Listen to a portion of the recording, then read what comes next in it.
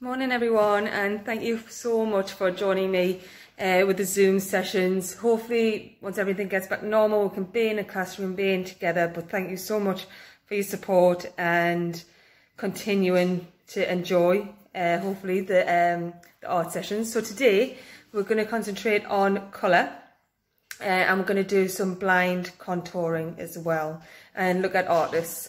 So if you're doing the Arts Award, you will learn more about artists. If you keep all your work together, that would be fantastic. And then once we can get together, I can mark the work and then we can send it off so that you're able to achieve the Arts Award. So starting off with colour, it's a little bit different today. I've had a couple of little issues with Zoom.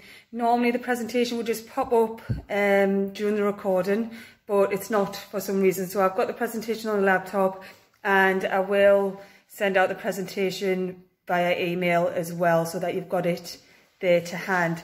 At the end of the presentation there is a bit more information about the Discovery Award, which is the first award that you will hopefully be achieving. So let's get started. So I'm just going to come round. It's a little bit different today. It will be, hopefully I'll sort out the Zoom issue ready for next week. Right, so like I said, today we're going to focus on colour, so we'll do a little bit of theory to start off with. So the colour wheel. Colour wheel is made up of the primary, the secondary and complementary colours. So the primary, if you don't know already, are red, yellow and blue. So if you mix red and yellow, you create orange, which is your secondary. If you mix red and blue, you create purple, another secondary, or violet. And then if you mix yellow and blue, you create green.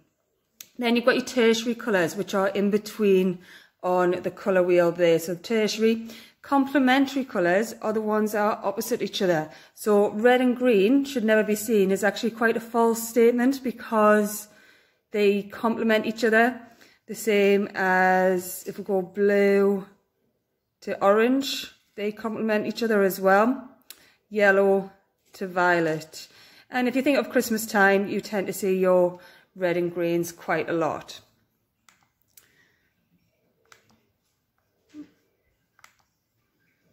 So, the artist that we're going to focus on today is Pablo Picasso. Pablo Picasso was one of the greatest artists of the 20th century, famous for painting like Guernica and for the art movement known as Cubism. I've been to there's a Pablo Picasso museum in France, in Paris, where you can go and see his amazing work. But if you just have a little close-up, this is what we are going to be focusing on today, this kind of portrait work.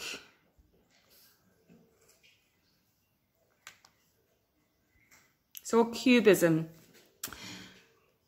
Colour schemes were simplified. As you can see, it's blocks of colour on the Cubist movement, tending to be nearly monochromatic, hues of tan, grey, browns, cream, green or blue preferred, in order not to distract the viewer from the artist's primary interest, the structure of form itself. So the monochromatic is where there's no real use of tone. There's a bit of tone in this one, but if you think of these ones, there's no use of tone in them. What we're going to be doing today is using colours in unusual ways. So we're going to use blind contouring colouring. When I send the PowerPoint out, I would like you to watch the video. The video is also linked on this screen, but if you can't click the screen on the PowerPoint, then just click on the video link. And it just explains a little bit further about what blind contour is. So basically, you're going to take the edges. You're going to be looking in a mirror or at a photograph or at a magazine cover, but you're not going to look at your paper. So the person that's done this hasn't looked at their paper as they're drawn. They're focusing on what they can see in the mirror or on the magazine or on the photograph. And it's going to look a bit crazy.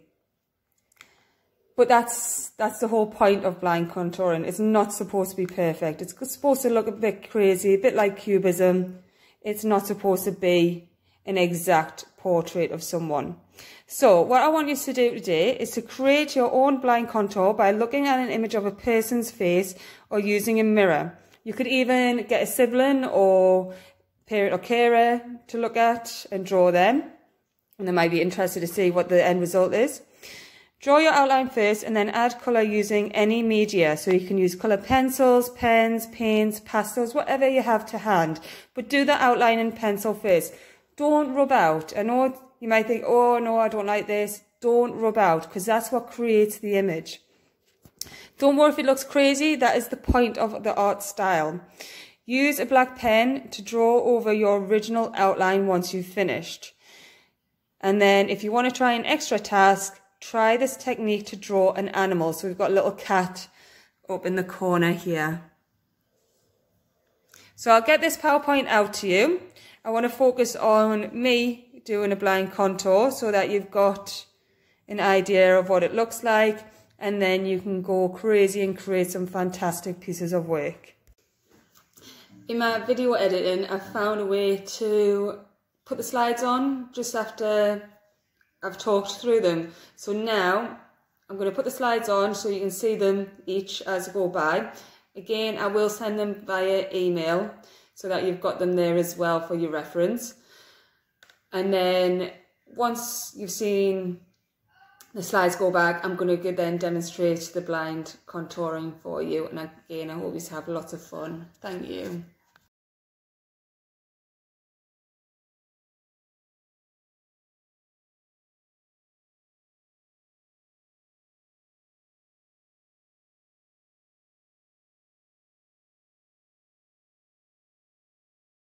Right everyone, so I've got everything to hand, and like I said, I can't wait to see your work. Doesn't matter if it looks completely crazy, if you think, oh, the lines are all over the place when you see what you look at after you've been looking at the mirror or the image.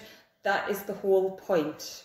We don't want perfect, fantastic, amazing portraits. We want perfect, unusual portraits with lots of bright colours. Think of Cubism, think of Picasso, and that's what you are going to create on the piece of paper. So I've got everything ready. I've got colour pencils, I've also got some watercolours, and I've got my fine liner for at the end. Or if at the end you just get your pencil and push down a bit harder, just to make the lines a bit thicker so that you can see the contour, because that's the whole point, the contour of the image as well as the colour.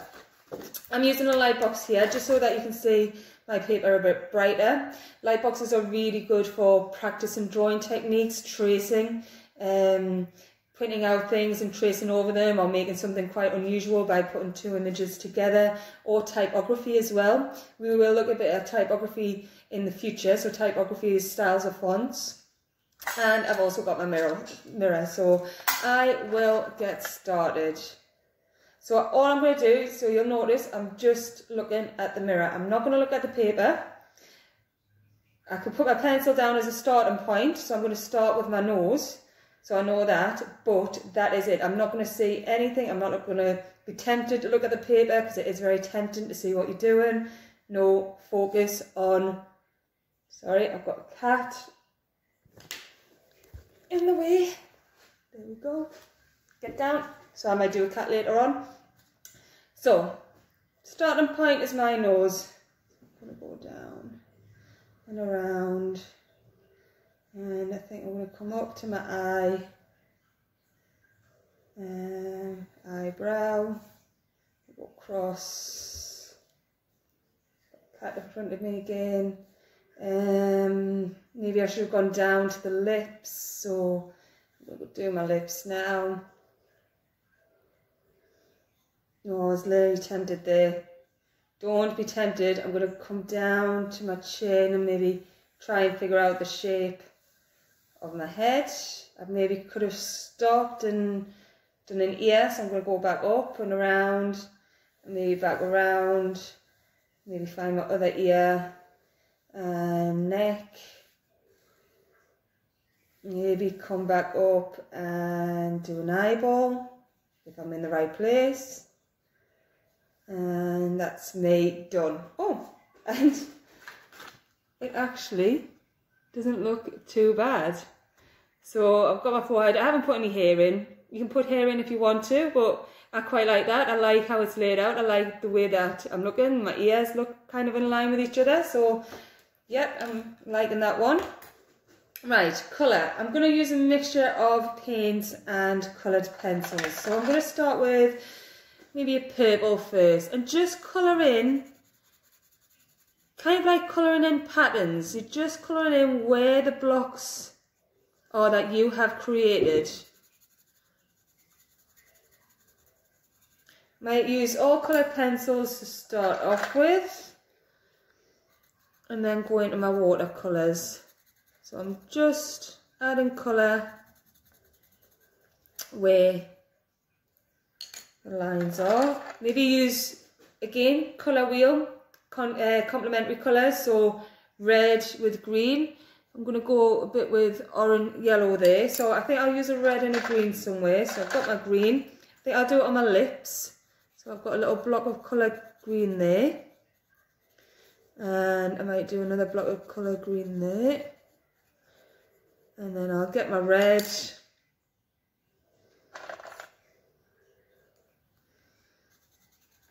A bit of a dark red. My other red needs sharpening.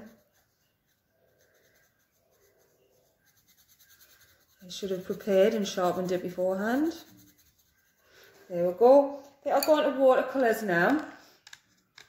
I've got some tissue ready as well to clean my pencil. So watercolours, remember, the more water, the more runny. The less water, the less runny. So I'm going to go for a red. I want a bit more contrasting colours. So I think I'll use my red over here. And then I might go for a blue for my ear. And the opposite. Remember, clean your brushes as well between hands. So go for a bright blue. Go.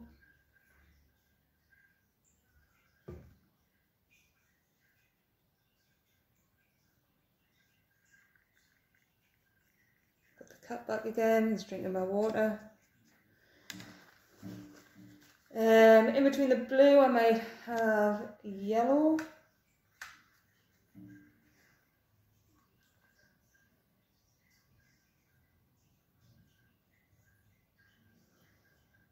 Yep. And I think I'll go for an orange somewhere. It's a bit dark browny, so I need to brighten up my orange. Mix it with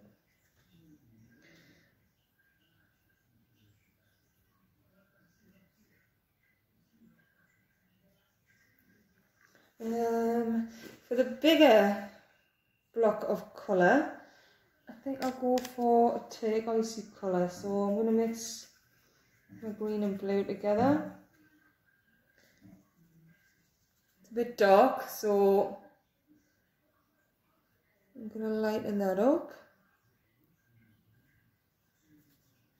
I think I made it a bit darker. What I can do, if it's too dark with watercolours, again having tissue handy, just dab it.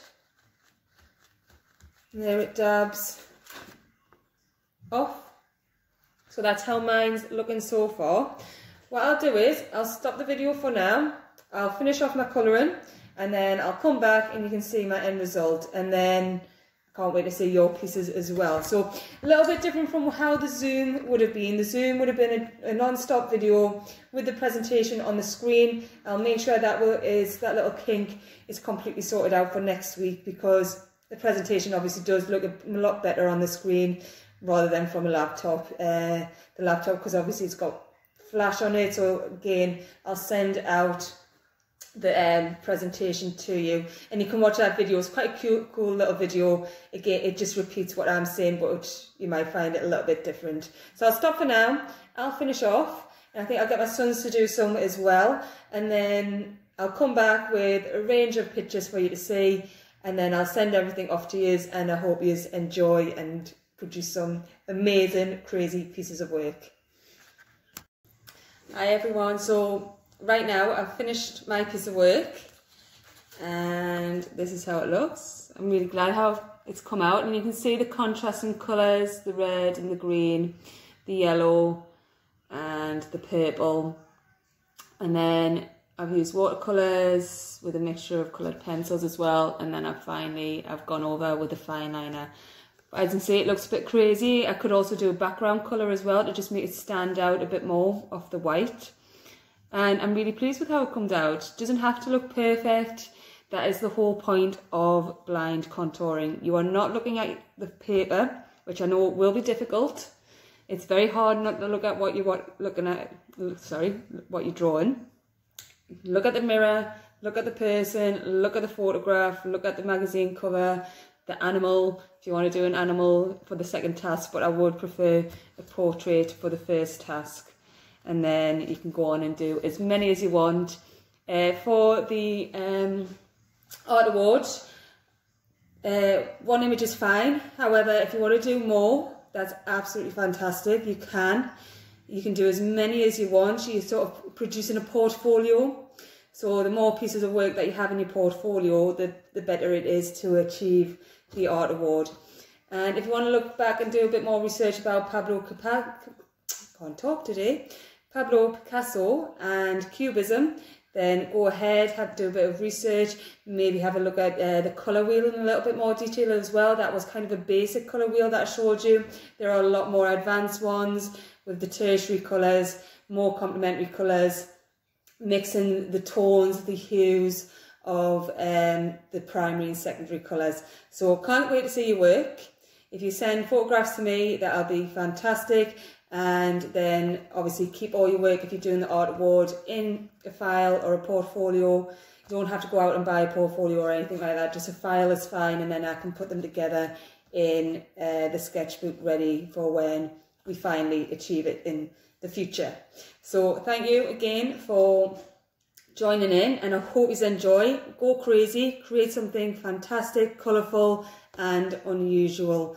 And I'll send everything out. I'll send the PowerPoint. I do apologise that it wasn't on the screen a bit more perfect like it was when I was practicing, and nothing went wrong when I was practicing, but this morning everything's gone a little bit upside down. But I'll get that all sorted out for next week, and I'll make sure the presentation is on the screen, and I'll also always send out the presentation as well after every session, so that you've got them there as a reference for if you want to go back and do some other pieces or you want to do some research. Okay, so great first session. Thank you very much, and I'll let you get on and just send me through what you've produced, and I'm looking forward to seeing it all. Thank you. Bye.